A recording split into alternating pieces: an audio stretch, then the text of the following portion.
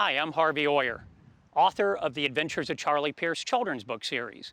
Behind me is the Jupiter Lighthouse, one of the most iconic buildings in all of South Florida, and certainly the treasure of all buildings in Palm Beach County. This was the setting of the first book in my Adventures of Charlie Pierce series, entitled The American Jungle. I hope that you and your family enjoy another adventure with Charlie, Tiger, and Lily. Hi kids, we're going to talk about the first book in the Adventures of Charlie Pierce series called The American Jungle. This was the first of the 5 books that I wrote. It's the story of my family coming to Florida originally, 148 years ago in the year 1872. I called it The American Jungle for a reason. Because when my family arrived here, this was a jungle. Palm Beach County didn't exist, Martin County didn't exist, Broward County didn't exist. There were no cities, there were no other people here other than Seminole Indians, which we're going to talk about in a moment. Let's talk about why did my family come here in the first place. Well, they lived in Chicago, which is a big city today, and it was a big city 148 years ago. Uncle Will came home and said, my doctor told me I had to move to Florida or California. Where should I go? And Papa, his brother-in-law, who had been shipwrecked in the Florida Keys years earlier, said, oh, you should move to Florida. The weather is beautiful. That was the best winter of my life that I spent in the Florida Keys. And so Uncle Will said, well, if you think it's so great, will you come with me? And he turned to his wife, Mama, and said, do you want to go? And unbelievably, she said yes. Can you imagine leaving the safe confines of a city like Chicago, where you have schools and stores and friends and neighborhoods, and moving to the jungle where you have nothing? But amazingly, she said yes. And so my family started to pack and make plans to come to Florida, but then fate intervened. The Great Chicago Fire. It occurred in 1871 while we were preparing to come to Florida. Chicago, almost all of it burnt to the ground. My family was lucky to survive. And when we went to the marina to find out how our boat fared, because we had prepared our boat to go on this trip to Florida down the Mississippi River, we thought for sure our boat would be destroyed. But kids, it wasn't. Every other boat in the marina had been burned all the way to the waterline. There was only one boat that didn't catch on fire, and it was ours, which we took as a sign from God that we were meant to leave. So my family hastily left Chicago. We sailed down the Illinois River, which, by the way, we did it at the wrong time of the year, and it was frozen over, and we got stuck on the river for a long period of time. But when it thawed in the spring, we sailed down the Illinois River, down the Mississippi River, across the Gulf of Mexico, and we arrived on the west coast of Florida.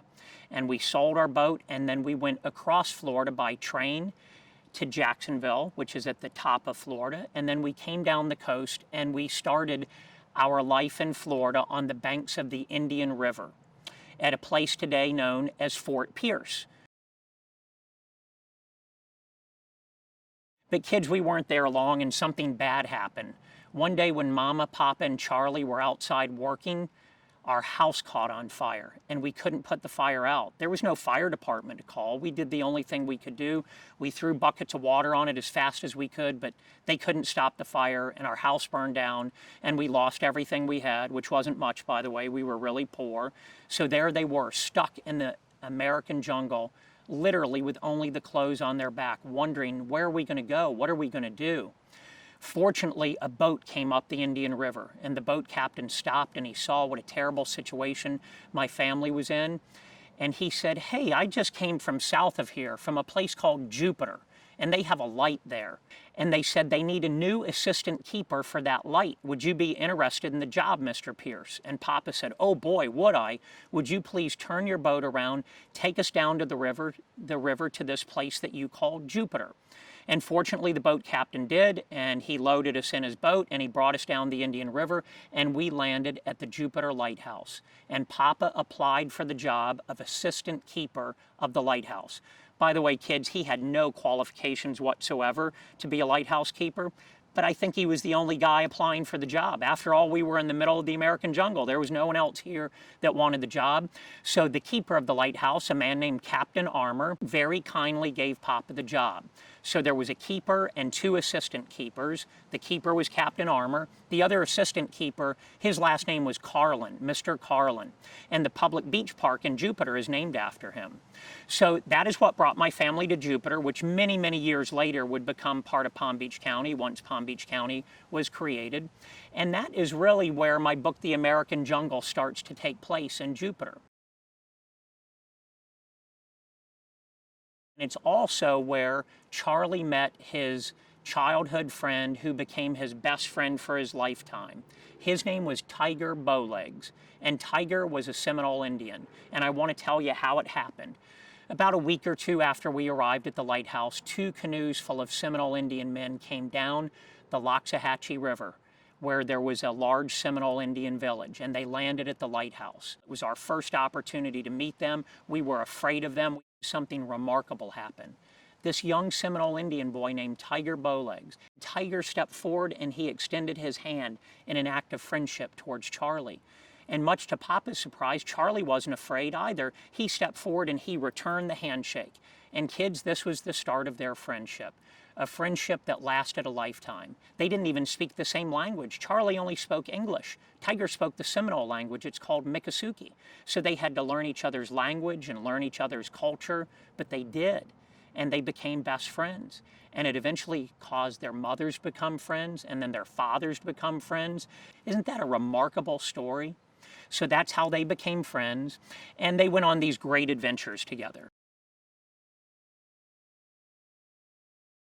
So let me tell you what a typical day was in Charlie's life. There were obviously no schools for him to go to, so he was homeschooled by Mama, who in real life had been a school teacher back in Chicago. And by the way, kids, she ran a really tight ship. She was a really strict teacher. If you think your teachers are tough, they have nothing on Mama. Mama woke Charlie up before dawn every day, and he had to learn to read and write Greek and Latin and read all the ancient world literature, science, mathematics. There was no PE, there was no snack time, there was no art class, no recess. It was academics all the time. It was tough. So Charlie grew up to be very well read, very well educated, smart guy. But every afternoon, Mama would let Charlie go outside with Tiger. And Tiger taught Charlie the ways of the indigenous people. He taught him to speak the Miccosukee language fluently. He taught him how to cut down a cypress tree and carve out a canoe, how to make bows and arrows and spears, how to smear his body with mud to mask his scent so he could track wild animals. And they went on these fantastic adventures together all over Florida. Jupiter Lighthouse is unique not just because it's the oldest building in all of Palm Beach County, but it's the only building in my books that still exists that you can go visit yourself. All the other buildings are House on High Paluxo Island, the House of Refuge on what is today Delray Beach, William and Mary Brickell's house in Miami. All of those are gone today, but the Jupiter Lighthouse is still here just the same way it was when my family lived in it 148 years ago in 1872. So let me tell you some of the stories about my family living at the lighthouse. When they arrived here, we actually had only one set of clothes because in real life, our house on the Indian River in what is today Fort Pierce had burned down, and we lost everything we had except literally the clothes on our back. So when my family moved to the lighthouse and Papa got the job as the assistant lighthouse keeper, which we were very fortunate, the job paid $400 a year, which doesn't sound like much money today, but 148 years ago, $400 a year was actually a lot of money. And most importantly, we had a roof over our head because there was a house for the lighthouse keeper, the 2 assistant keepers, and their families. So life was pretty good, except we only had one set of clothes. So what did we do? Well, when our clothes got dirty, we would borrow clothes from one of the other lighthouse keepers. They never fit, by the way, and we'd wash our clothes, we'd hang them out to dry. When they were dry, we'd put our clothes back on and we'd give the borrowed clothes back, and we did that day after day after day. And every day, Charlie would say to Mama, "Mama, are we ever going to get any new clothes?" And of course, Mama had no idea how we would ever get any new clothes. There were no stores to go to, but she was a very strong lady. She had a lot of faith, and she was never scared of living in the American jungle. She wasn't afraid of the Seminole Indians. She wasn't afraid of having no clothes. She would just say to Charlie, "Don't worry, Charlie. God will take care of us. Everything will be just fine." And you know what, kids? That's exactly what happened. 1 month after my family moved into the lighthouse, one night Papa was standing watch at the top of the lighthouse, and he looked out in the darkness into the Atlantic Ocean, and in the moonlight he saw a ship called the Victor, and it ran aground on a reef just outside the Jupiter Inlet. And Papa and the other 2 lighthouse keepers ran over. We saved the captain, we saved the crew. No one was injured, no one died, but there was no way to get the Victor off the reef. Now today, of course, we'd just send a tugboat out and they would pull it off, but they didn't have tugboats back then. The next day, something really strange happened. Coming down the North Fork of the Loxahatchee River was canoe after canoe after canoe filled with Seminole Indians. They brought the whole village. They went to the other side of the inlet. The lighthouse is on the north side of the Jupiter Inlet. Where the Du Bois house is on the south side is where the Seminole Indians set up camp. You see, they had lived here for many years, and they knew exactly what was going to happen when a ship got stuck on the reef like the Victor.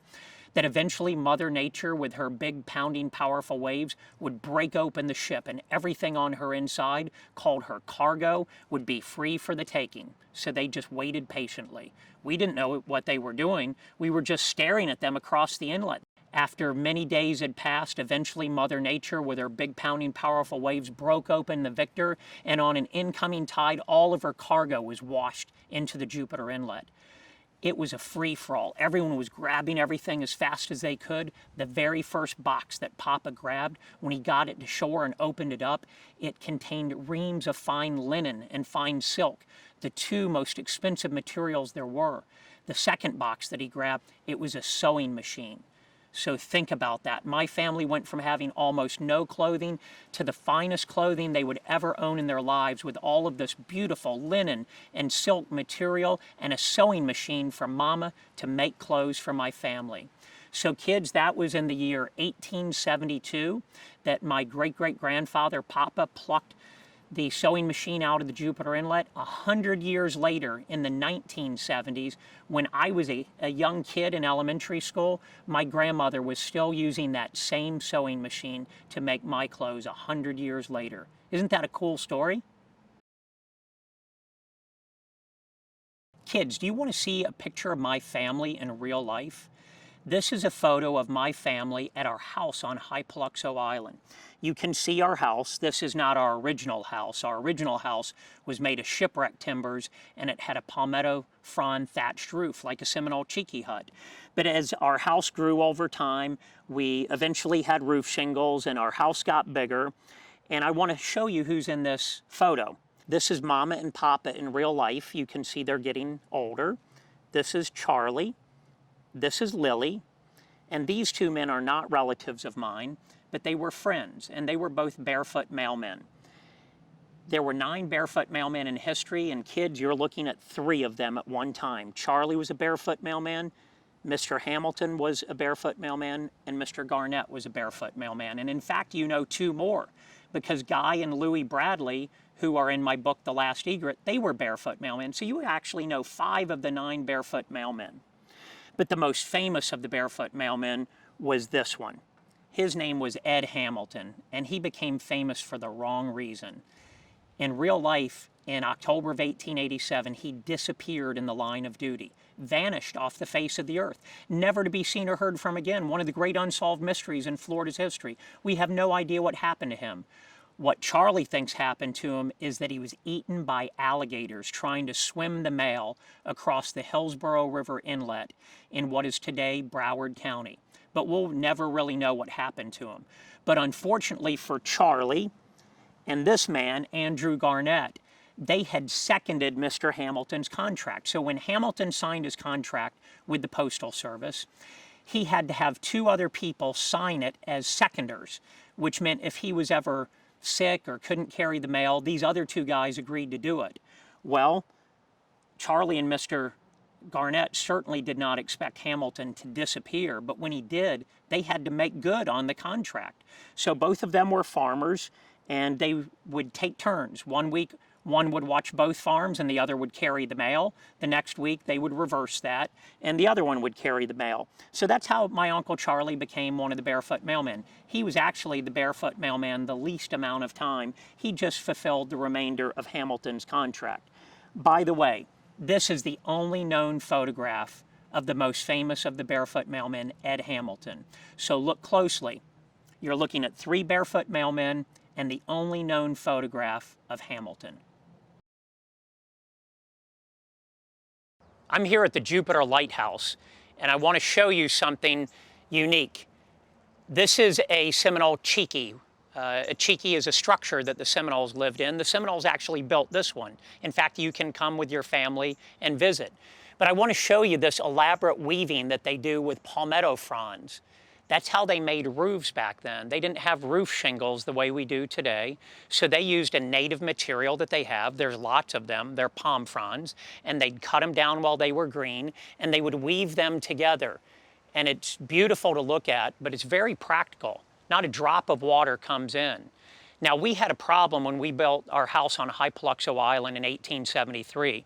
We found all the material to build a house from shipwreck timbers on the beach. There was no Lowe's or Home Depot or hardware store, so Charlie and Papa would leave the island, sail over to the barrier island, go through the jungle, over the beach dune, and they'd walk up and down the beach for miles looking for pieces of shipwreck timber, some of which had been on the beach for decades, and it was waterlogged and heavy and encrusted in barnacles, and it would cut their skin and make them bleed, but they would tie ropes around it, they'd drag it up the beach, over the beach dune, pull it through the jungle, sail it back to our island, and they built our house. And it took a lot of hard labor. There were no power tools. It was just Charlie and Papa and some hand tools. But when they were just about finished, they realized we don't have anything to make a roof. And that's when our friends, the Seminoles, came in and they gave us a roof exactly like this one. And believe it or not, it was watertight. Now, these don't last forever. They rot out and you have to replace them, but it's no big deal. They're free. You go out in the front yard and you cut some more of them down. But there is some significant bad news. If you know why they call a cockroach a palmetto bug, it's because cockroaches live in palmetto bushes. So guess what you have a lot of in your house if your entire roof is made of palmetto bushes? That's right, kids. You have a lot of cockroaches in your house. Now, remember I've told you before that Mama wasn't afraid of much. She wasn't afraid of living in the American jungle and afraid of the Seminole Indians or having no clothes, but let me tell you what she was really afraid of in real life: cockroaches. And her house on Hypaluxo Island was filled with cockroaches. She was scared all the time. And then one day things got worse. There was a snake in the house. And she yelled for Papa to come kill the snake, and Papa came running in, and he was just about to kill the snake, but he didn't kill the snake because he observed 2 things. Number 1, the snake was not poisonous, so it wasn't going to hurt us. And number 2, the snake was eating a cockroach. So Papa had an idea. And he turned to Mom and he said, "Hey, sweetheart, I have an idea. Let's keep the snake." And she said, "No way, buddy. Don't you even think about it. Get that snake out of here right now." But he didn't. He went away. He let Mama calm down a little bit. And he came back and he sweet talked her into it. And kids, eventually Mama said, okay, we'll give it a try. We'll keep the snake. And you know what, kids? The snake ate every roach in our house. It not only ate every roach, it ate every ant, every spider. Mama fell in love with the snake and she made it her pet. And she named him Orion, after the Greek god of hunting. So my family, Mama, Papa, Charlie, and Lily, and Orion, our pet snake, lived happily ever after in a completely insect-free house on Hypaluxo Island. Isn't that a great story? Kids, I have a special artifact to show you. In my books, as you know, Charlie's best friend is Tiger Bowlegs. Well, the Bowlegs was a clan of Seminole Indians that lived in the Jupiter area. And there were some pretty famous ones because several of them were chiefs. And our family was friends with the Seminoles for a long time. This is a very special item for me. This was a gift from Billy Bowlegs III, not to me, but to a friend of mine, the Dubois family, that Dubois house in Jupiter is named after. And the Dubois family gifted this to me. And this did not belong to Tiger. I wish it did. but it belonged to one of his relatives. Look how colorful and beautiful that is. Their craftsmanship was outstanding. They were great at making clothing, and this is one of my most prized possessions, a gift from the Bowlegs family to the Du Bois family, and now it belongs to me. I hope you enjoyed learning more about the first book, The American Jungle. Thank you for joining me on another big adventure with Charlie, Tiger, and Lily. I hope that you and your family enjoyed learning more about Florida's history and environment and the place that you call home. I'm going to say goodbye for now from the Jupiter Lighthouse, the most iconic building in Palm Beach County, but extend to you an invitation. You and your family should come to the Jupiter Lighthouse, the oldest building in our county. It looks exactly the same today as it did 160 years ago. I hope you come enjoy our unique, diverse history. Thank you for joining me.